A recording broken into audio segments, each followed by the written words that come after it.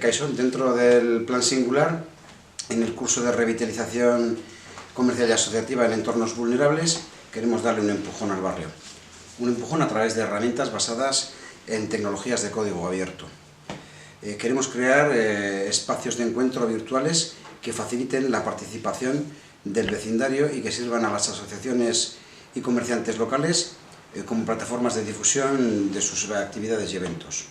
Y creemos que quien mejor puede hacerlo son los propios vecinos y vecinas, conocedores de su entorno, conocedores de sus potencialidades y de los aspectos a mejorar, personas desempleadas, con inquietudes por las tecnologías de la información y la comunicación, a quienes podamos formar en Arrobia con el objetivo final de mejorar la percepción tanto interna como externa que la ciudadanía tiene de nuestro barrio.